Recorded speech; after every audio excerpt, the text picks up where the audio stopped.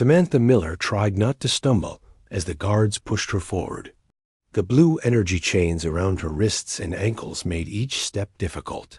She had been on the research station on Proxima Centauri b just 3 weeks ago, studying the native wildlife. Now she was a prisoner on the massive ship called the Stellar Arbiter, home to the Galactic Confederation's Grand Assembly. The hallway opened into an enormous chamber with high ceilings and walls that seemed to be made of living crystal. Thousands of beings from dozens of species sat in rising tiers of seats. Some looked almost human. Others were so strange, Samantha could barely understand what she was seeing. There were insect-like creatures with compound eyes, floating clouds of light, and reptilian beings with scales that shifted colors as they moved. Samantha kept her head down, but her eyes moved constantly, taking in every detail. 20 years of studying animal behavior had taught her to observe without being noticed. The guards thought she was afraid. She wasn't. She was gathering information. "Move, human," hissed one of the Ziktari guards. His voice came through the translator as words, but the original sound was more like clicking insect legs. The Ziktari were the ones who had attacked her research station. They stood nearly 7 feet tall, with hard exoskeletons and forearms, ending in sharp claws. Their heads had no visible neck, and their eyes bulged from either side, giving them almost complete vision around their bodies. Samantha had already noticed they couldn't see directly behind the back of their heads. A small blind spot, but important to remember. The guard pushed her again, harder this time. Samantha let herself fall to her knees. The chains rattled loudly in the quiet room. Several delegates laughed. The sound came in different tones and frequencies, some high and musical, others deep and rumbling, but the meaning was the same everywhere in the universe. Mockery. "The mighty human can barely stand," said a voice from the upper tiers. "And these are the creatures that wish to join our confederation as equals?" More laughter followed. Samantha stayed down for a moment, then slowly pushed herself up. Her brown hair had fallen across her face. She brushed it back and stood straight, shoulders squared, despite the weight of the chains. At the center of the chamber stood Grand Executor Vixun, the leader of the Ziktari delegation. His exoskeleton was decorated with gold and silver markings that showed his high rank. "Esteemed members of the Galactic Confederation," Vixun began, his translator making his clicks and whistles into smooth, diplomatic speech. "We bring before you evidence of human aggression in Confederation territory. This specimen was captured during an illegal research operation on the borer of Ziktari space." "That's a lie," Samantha said quietly, but her voice carried in the chamber designed for perfect acoustics. Vixun's mandibles clicked rapidly, a sign of anger. Samantha noted. "The human speaks out of turn," he said, "typical of their undisciplined species." From the lower tiers, a human man in formal diplomatic clothes stood up. The research station was in agreed-upon human territory, according to the Treaty of Proxima signed 2 Earth years ago, he said firmly. "I request that Specialist Miller be released to the human delegation immediately." Samantha recognized him as Alan Carter, a junior diplomat. She had never met him, but she had seen his picture in briefings before she left Earth. He was younger than she expected, probably in his early 30s, with dark skin and short black hair. The Arbiter, a being made of swirling energy contained in a humanoid shape, raised a glowing hand. "The human delegation's objection is noted, Diplomat Carter. However, the territory dispute is precisely why we are gathered today. Until the Assembly reaches a decision, the human will remain in Confederation custody." Lord Kresh of the Duraxian. Delegation rose from his seat. The reptilian merchant's scales shifted from green to orange as he spoke. "Perhaps we should hear what the human female has to say for herself. It might be ... entertaining." Several delegates chittered or rumbled in agreement. Samantha recognized the politics at play. The Duraxians controlled major trade routes. If they sided with the Zeke-Tari, Earth would lose access to important resources. The human is not here to speak, Vixun objected. She is evidence of human disregard for Confederation boundaries. I was studying migration patterns of the six-legged herbivores on Proxima b, Samantha said clearly, not waiting for permission. My research was approved by both Earth government and the Proxima Colonial Administration. Silence. Vixun's voice rose to a high-pitched screech that made several delegates wince. The specimen will not speak unless directed. The arbiter's glowing form pulsed. The assembly will hear formal statements tomorrow. For now, the human will be secured in the diplomatic holding area, where she will be treated according to Confederation guidelines for Category 3 species. Category 3. Samantha kept her face neutral, but inside she felt a flash of anger. Category 3 meant humans were considered intelligent enough to be useful but too primitive for full rights. It was like being classified as a clever pet dot as the guards led her away. Samantha caught Alan Carter's eye. He gave her a small nod. Good. At least someone in the human delegation knew she was here. The holding cell was a transparent cube 10 feet on each side, with a simple bed and sanitation unit. It was designed to hold various species, so it was clean, but not particularly comfortable for humans. The energy chains were removed once she was inside, leaving faint blue marks on her wrists. Samantha sat on the edge of the bed and began to plan. She had 3 advantages. First, most species in the Confederation had evolved as either pure predators or pure prey. Humans were both, making their behavior hard for others to predict. Second, the aliens thought she was just a scientist, not a trained crisis negotiator who specialized in Zenith psychology. And third, they had put her in a cell where she could see and hear the delegates as they passed by. They thought they were observing her. They didn't realize she was observing them. When the lights dimmed to simulate night, Samantha lay on the bed and stared at the ceiling. Somewhere on this ship, the fate of humanity was being decided by beings who thought of her, kind as barely civilized animals. She thought of Earth, of the forests and oceans she had grown up with. She thought of her family, her friends, her colleagues at the research station, some of whom had died in the Zeke-Tari attack.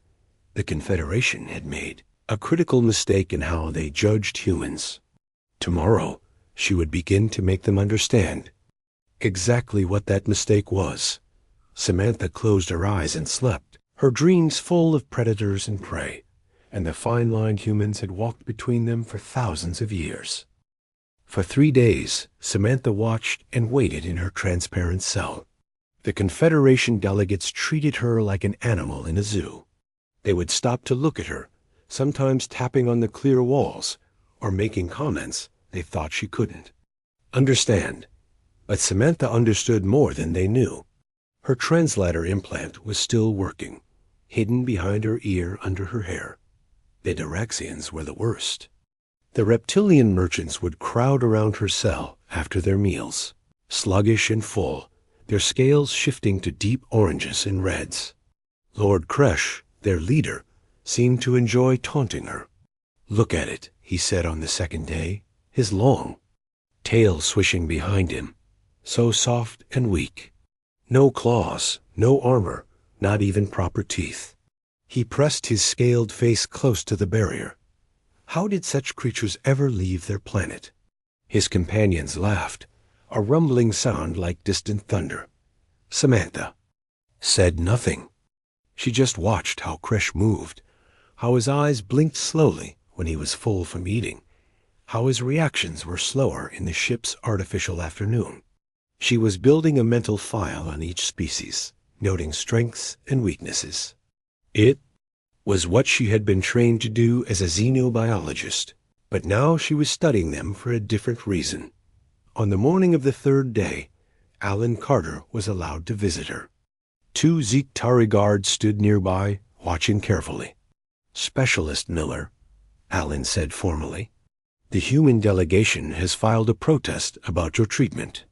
"Thank you, Diplomat Carter," Samantha replied, matching his professional tone. She could tell he was trying to tell her something beyond his words. Alan glanced at the guards, then back to her. "Ambassador Walsh is meeting with the Arbiter today. We believe there's been a misunderstanding about the research station's location." He lowered his voice slightly. "Earthfleet is aware of the situation." Samantha nodded slightly. That was important information.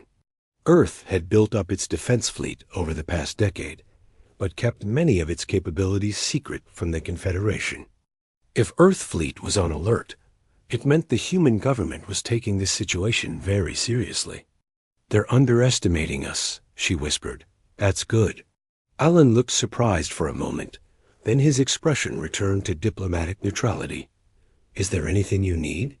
"Just water and information," Samantha said. "Tell me about the delegates. Who's aligned with the Zeke-Tari?" Alan talked for another 10 minutes, keeping his language simple and official. But in those carefully chosen words, he gave her critical information about the political alliances forming in the Assembly. The Duraxians and Zeke-Tari had formed a trading partnership that gave them significant influence. 3 other species were supporting humanity's claim to the disputed territories. The rest were undecided or waiting to see which side offered better advantages. When the guards finally ended their meeting, Alan gave her a small bow. "Stay strong, Specialist Miller." "I always do," she replied. That night, Samantha organized everything she had learned. The Zeke-Tari were highly hierarchical and rigid in their thinking. They followed rules exactly and expected others to do the same. But this made them predictable. They had evolved as hive insects on a world with few natural predators, which explained their lack of fear and their confidence in their own superiority. The Duraxians were ambush predators, powerful but lazy. They preferred to let others do the hard work and step in to take advantage. Their metabolism slowed after eating, making them vulnerable for several hours. This was useful information. The Solari Arbiter was harder to understand. As a being made of energy, it had few physical weaknesses. But from what Samantha had observed, the Solari valued balance above all else. They didn't take sides based on emotion or advantage, only on what they perceived as fair. Samantha looked up at the ceiling of her cell. "They think they're so advanced," she whispered to herself. "But they've forgotten what we never could.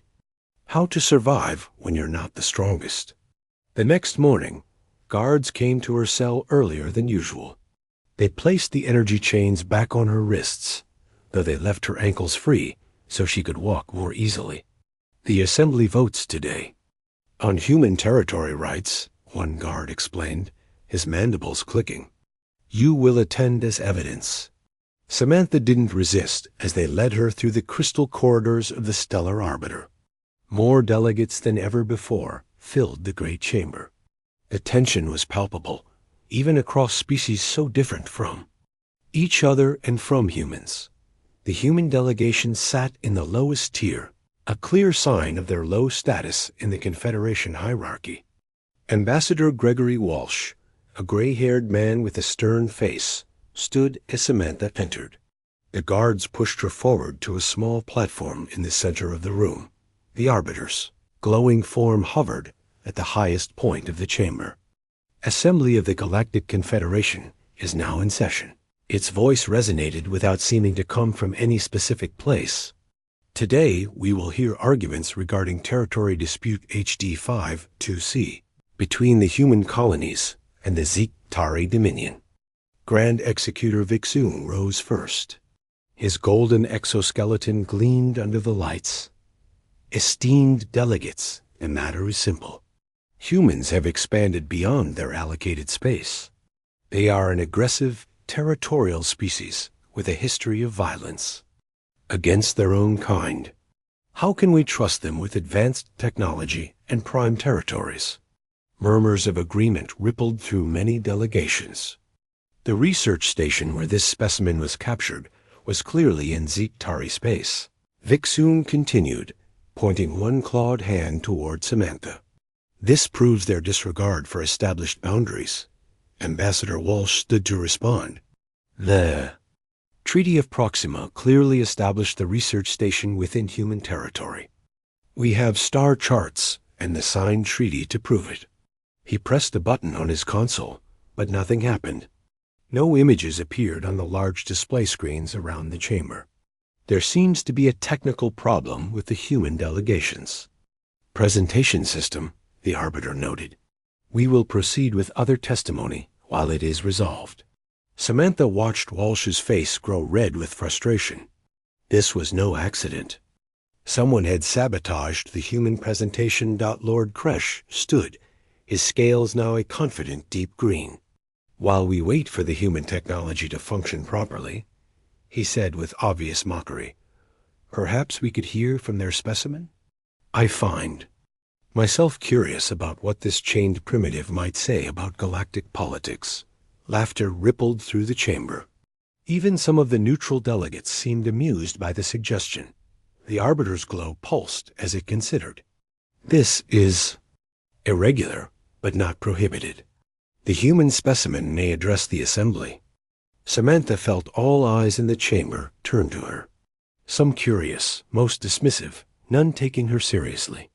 She stood still, the chains on her wrists glinting in the light. This was her moment. Everything she had observed, everything she knew about these species and about her own had led to this point. The Confederation had made a fatal mistake in how they judged humanity. Now she would make them understand exactly what that mistake was. Samantha stood in the center of the great chamber, aware of thousands of alien eyes fixed on her. The blue energy chains on her wrists felt heavier than before. She could sense the mockery from the higher tiers, where the most powerful species sat.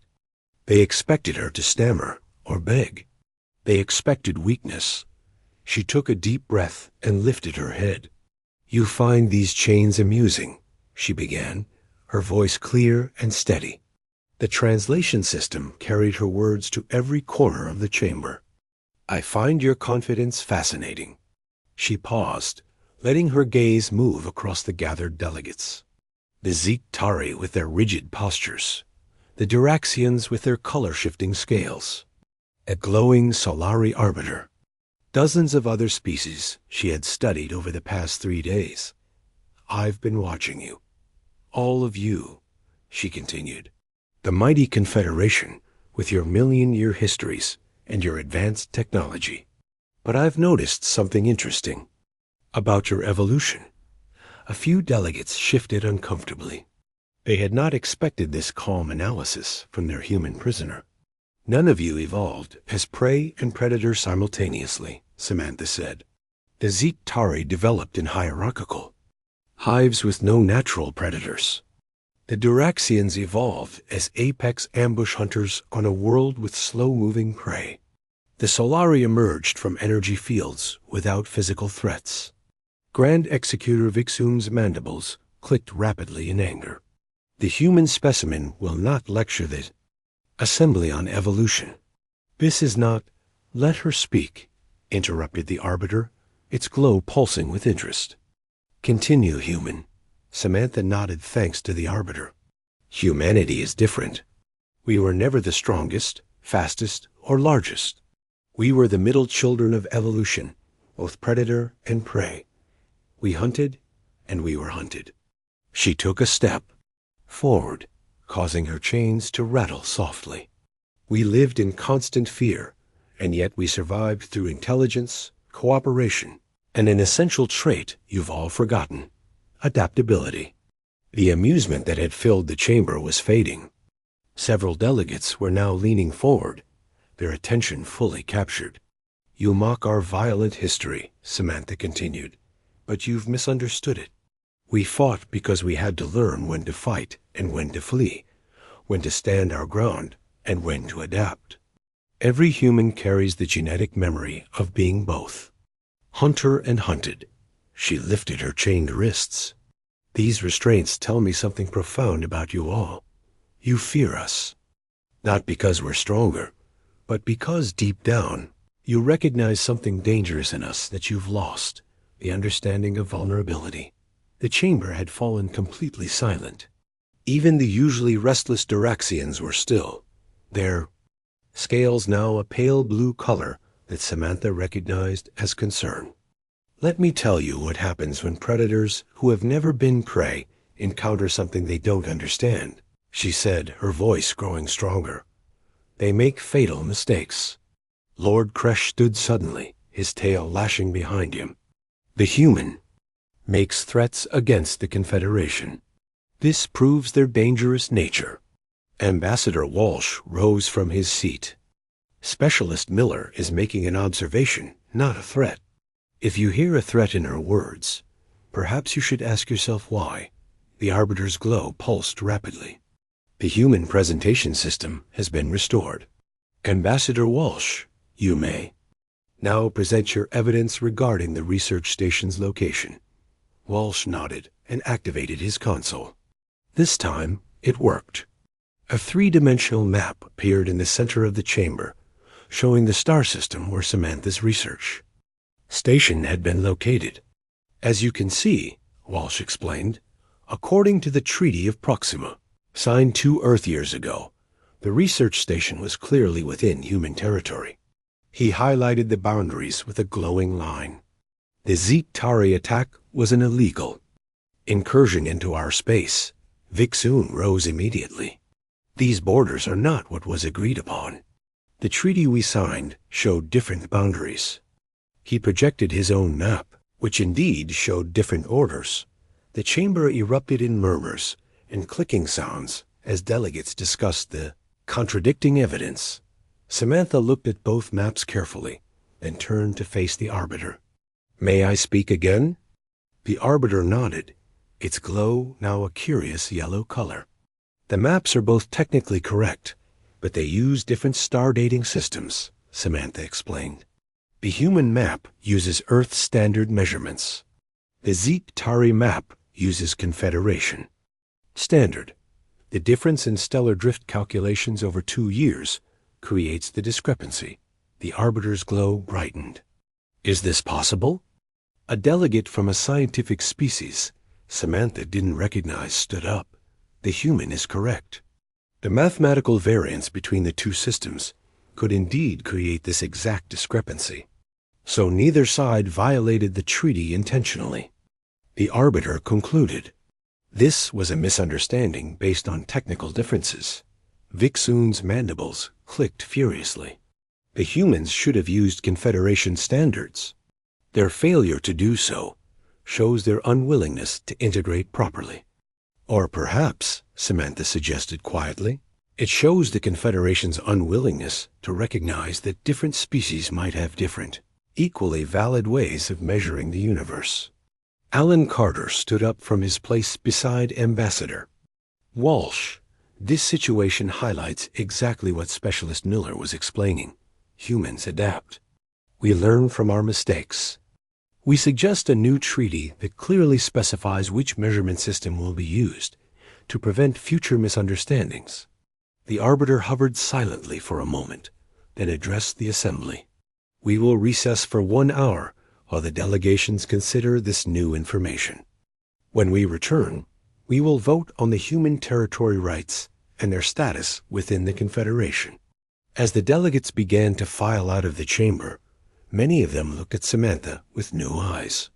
Not with mockery, but with uncertainty and, in some cases, respect. 2 Zeek-Tari guards approached to return her to her cell, but Ambassador Walsh intercepted them. I request that Specialist Miller be released to the human delegation during the recess, he said formally. As evidence now suggests no treaty violation occurred, her status should be updated. The Arbiter nodded. Granted. Remove her restraints. The energy chains deactivated with a soft hum. Samantha rubbed her wrists as she walked to join the human delegation. That was quite a speech, Alan whispered as they left the chamber. You've given them something to think about. Samantha nodded. Let's hope they're capable of thinking in new ways. Their survival may depend on it just as much as ours. Behind them, the great doors of the assembly chamber closed. But the words Samantha had spoken still seemed to hang in the air, changing. Something fundamental about how the Confederation viewed humanity. In a small meeting room off the main corridor, the human delegation gathered quickly. Ambassador Walsh looked at Samantha with new respect in his eyes. That was remarkable, Specialist Miller, he said. You've changed the tone of this entire assembly. Samantha shook her head. I just told them the truth. But we need to be prepared for what happens next. The Zektari won't give up easily. Alan handed her a small tablet. This just came in from Earth Command, he said quietly. For your eyes only. Samantha looked at the screen. It showed a star map with small blue dots representing Earth Fleet ships. They were positioned just outside Confederation sensor range, ready to jump to their position if needed. It was a precaution, not a threat. But it was good to know Earth was taking the situation seriously.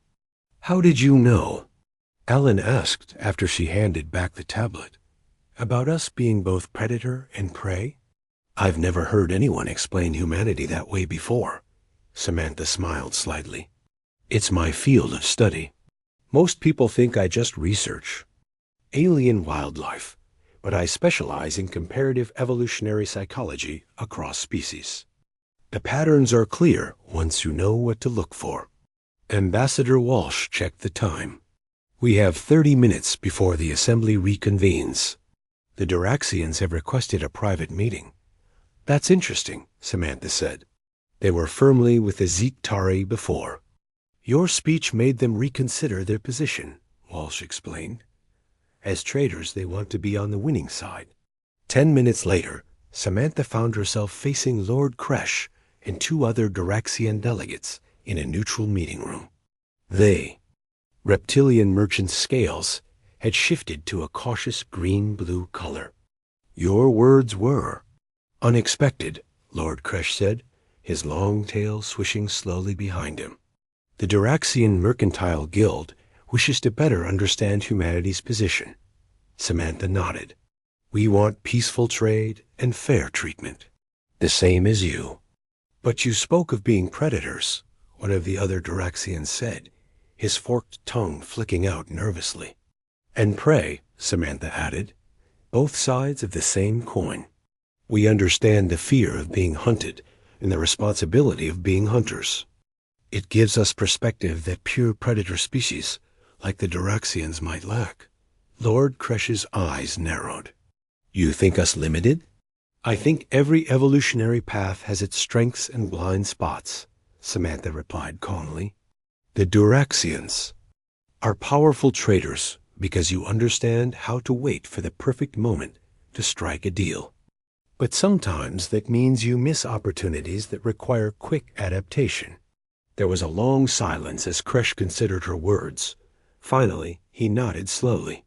The Duraxian delegation will reconsider its position on human territory rights, he said. We see potential value in closer trade relations with Earth. When they returned to the assembly chamber, Samantha could feel the changed atmosphere immediately. Delegates who had laughed at her earlier now watched her with careful eyes.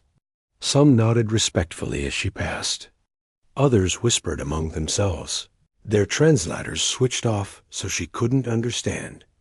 The arbiter's glowing form hovered at the center of the chamber as all delegates took their seats. The assembly will now vote on Resolution HD 52C regarding human territory rights and status within the Confederation. Grand Executor Vixun stood, his golden exoskeleton gleaming. Before the vote, the Zektari Dominion wishes to present new evidence.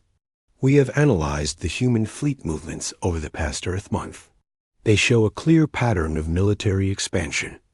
He projected a map showing Earth ships moving through space near the disputed territories.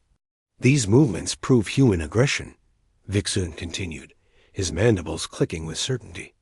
They prepare for war while pretending to seek peace. Ambassador Walsh stood to respond, but Samantha touched his arm and whispered something. He nodded and sat back down, allowing her to step forward instead. "May I address this new evidence?" she asked the Arbiter. The Arbiter's glow pulsed. "You may speak, Specialist Miller." Samantha looked at the map Vixun had displayed. "These ship movements do look concerning when shown this way," she admitted. "But the Zeke-Tari analysis misses important context." She gestured, and Alan sent her data from his console. A new map appeared beside the first one. "This shows the same region of space, with one addition," Samantha explained. "The yellow dots represent confirmed pirate attacks on civilian transports over the past 6 months." The assembly murmured as they saw that the Earth ships had been patrolling precisely where the pirate attacks were happening. "Earth fleet has been protecting all shipping lanes in this region, including Zeke-Tari cargo vessels," Samantha continued.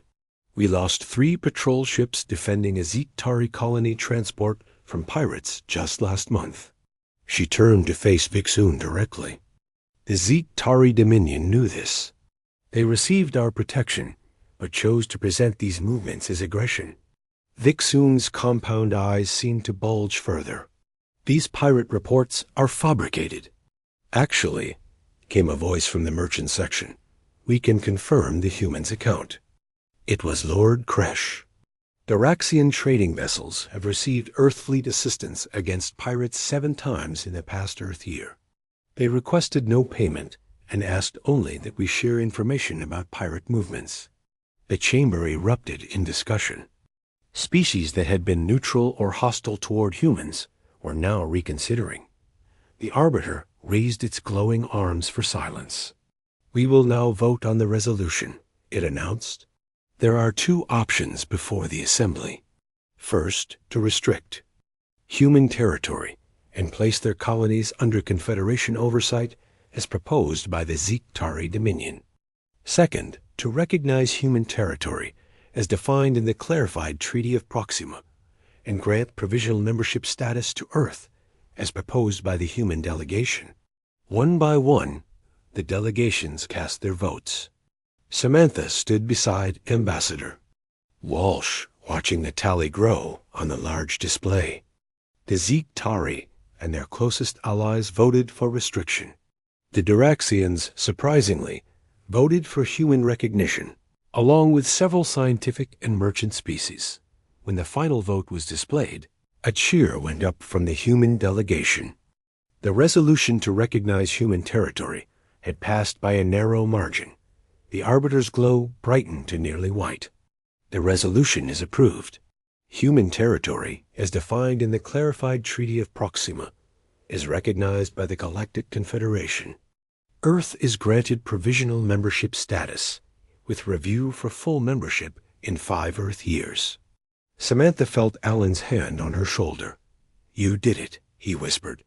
"You changed everything." But as she looked across the chamber at Grand, Executor Vixun's as rigid posture and rapidly clicking mandibles, Samantha knew this wasn't over. It was just the beginning. As the assembly session ended, delegates from various species approached the human group to offer congratulations. Some seemed genuinely pleased with the outcome. Others clearly wanted to establish good relations with the newest confederation. Members. Politics was the same everywhere in the galaxy, Samantha thought. "Earth will remember its friends," Ambassador Walsh said diplomatically to each delegate who approached. Alan stood beside him, making notes on which species seemed most sincere in their support. Samantha noticed the Arbiter hovering at the edge of the crowd, its glowing form pulsing gently. When it saw her looking, it moved closer. "Specialist Miller, may I speak with you privately?" The energy being asked, Samantha nodded and followed the Arbiter to a small alcove away from the main crowd. The glowing being seemed to shimmer with changing colors as it spoke.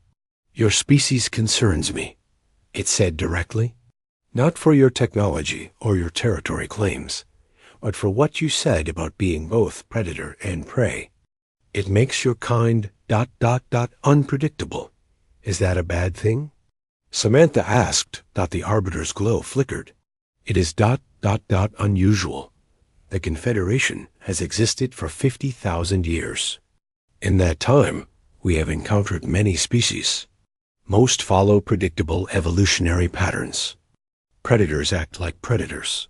Prey acts like prey. The rules are clear. But humans don't fit neatly into those categories, Samantha said. No, you do not. And that makes some members of the Confederation nervous. The Arbiter's glow shifted to a deep blue. The Zeek-Tari Dominion has already filed a formal protest about today's vote. Samantha wasn't surprised. What will happen now? The vote stands, the Arbiter assured her. But the Zeek-Tari have significant influence. They will continue to watch your kind closely for any sign of aggression. We don't want war, Samantha said firmly. We've seen enough of it on our world. But we won't be chained either, literally or figuratively. The Arbiter seemed to study her for a long moment. I believe you, Specialist Miller. But I must ask you directly, was your capture as unplanned as it appeared? Samantha kept her face neutral. What do you mean?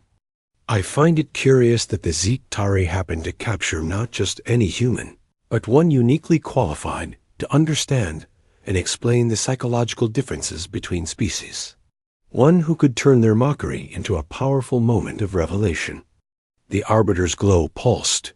It seems statistically unlikely. Samantha smiled slightly. The universe is full of unlikely events, Arbiter. That's what makes it interesting. The Arbiter's glow brightened. Indeed. Safe journey home, Specialist Miller. I suspect we will meet again. As the Arbiter drifted away, Ambassador Walsh approached. The Earth transport is ready. We'll be leaving in 30 minutes. Good, Samantha said. I've had enough of being an exhibit. As they walked toward the docking bay, Lord Kresh and 2 Duraxian guards stepped into their path. The reptilian merchant's scales were now a dignified bronze color. Specialist Miller, he said with a small bow of his head. The Duraxian Mercantile Guild wishes to establish direct trade relations with Earth. We believe our species may have much to offer each other. I'm sure Ambassador Walsh would be happy to discuss the details, Samantha replied. Kresh's eyes narrowed slightly. Yes, of course. But first, I wish to speak with you. He dismissed his guards with a flick of his tail, then stepped closer. You played your role well, he said quietly. One wonders if your capture was as unplanned as it appeared. It was the second time in 10 minutes someone had asked her that question. Samantha just smiled. Lord Kresh made a sound that might have been a laugh. I recognize a clever strategy when I see one, he said. Whether planned or simply well used, the opportunity was perfectly executed. The Duraxians appreciate such adaptability. With another small bow, he rejoined his guards and walked away. Ambassador Walsh looked at Samantha with raised eyebrows. What was that about? Just establishing mutual respect, she said. Let's go home. The Earth transport was small, but comfortable.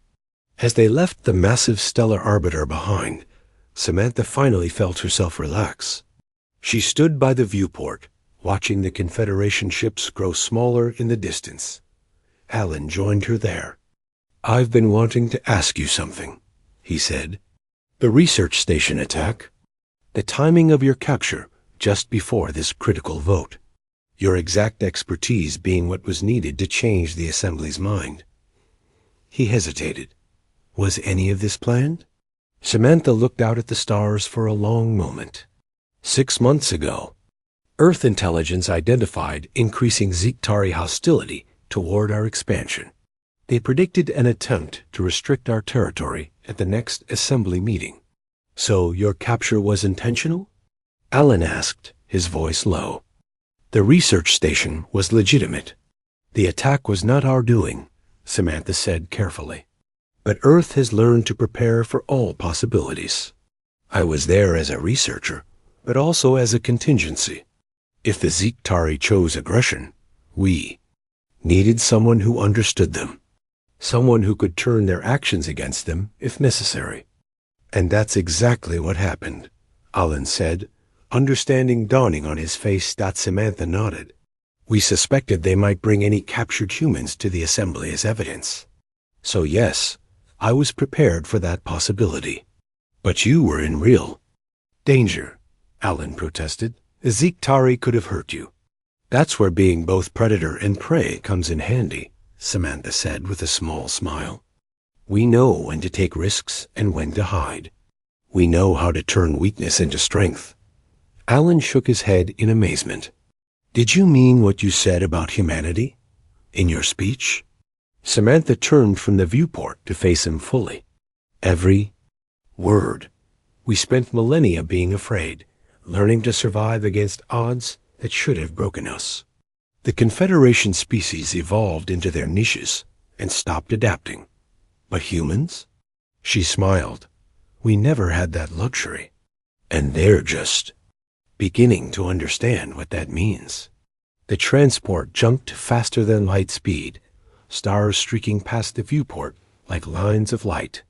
Somewhere in the distance, the Earth fleet maintained its patrols, no longer hiding its presence at the edges of Confederation space. They didn't need to hide anymore. The message had been delivered. The girl they had mocked in chains had changed everything.